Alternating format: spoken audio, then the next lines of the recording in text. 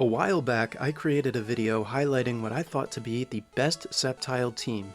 The team I created was good, however, I made some pretty big mistakes, such as accidentally including an egg move in Sceptile's moveset.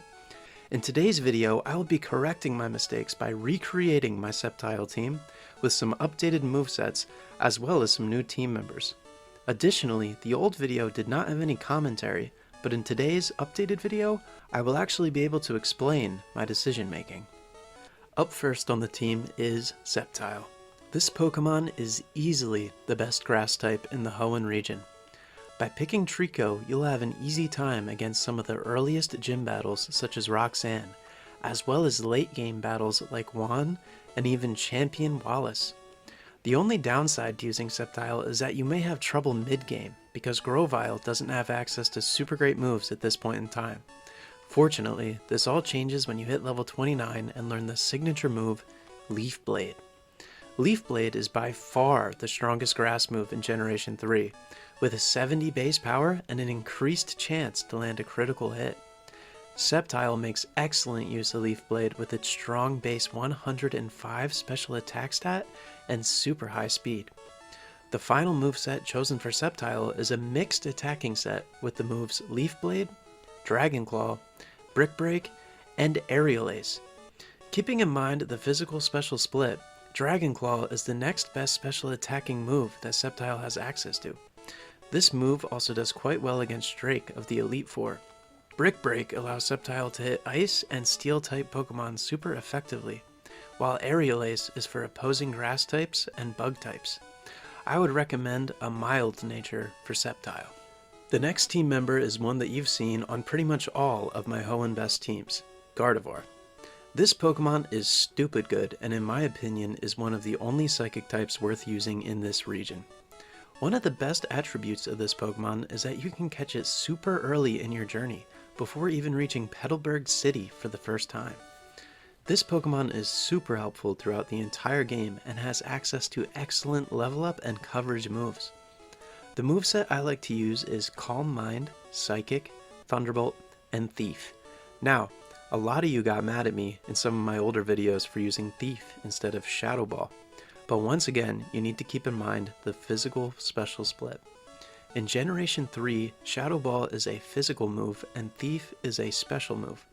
Since Thief takes advantage of Gardevoir's superior special stats and provides the same coverage against Psychic and Ghost types, it is the easy choice over a physical Shadow Ball. This is especially because Gardevoir has the powerful stat boosting move, Calm Mind. Calm Mind gives a stat boost to both your special attack and special defense stats, making it easy for Gardevoir to sweep entire teams. All around, this Pokemon has an excellent move pool, setup potential, and is accessible very early. This easily secures Gardevoir's place on this Sceptile team.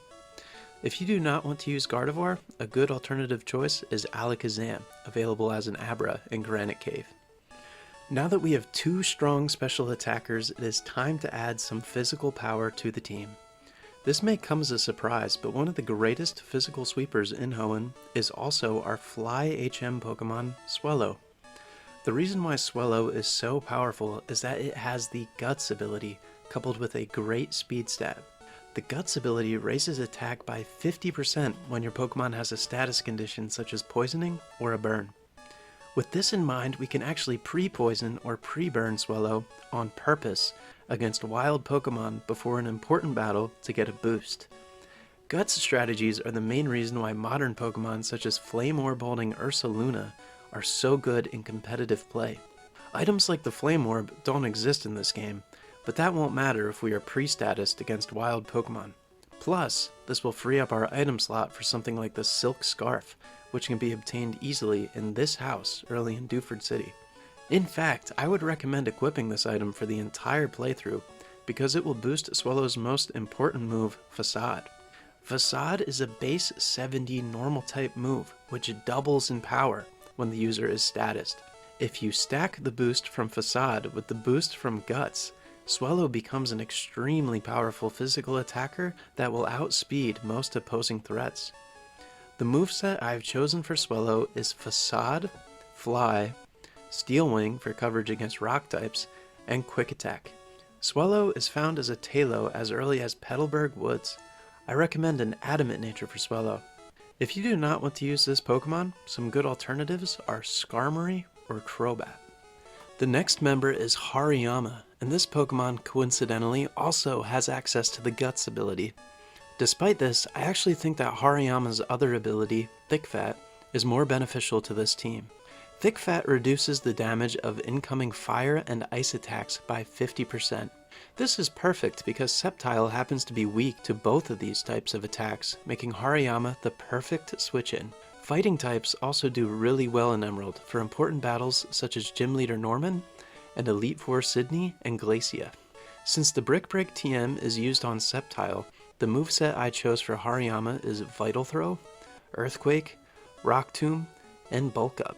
Vital Throw is slightly weaker than Brick Break, however this move will never miss, which comes in handy against opponents that spam Double Team.